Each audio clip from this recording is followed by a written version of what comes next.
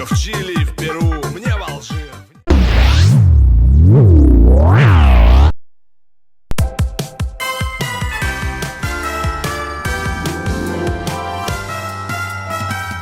Ang bawat araw may surpresang saya, may pabaong ngiti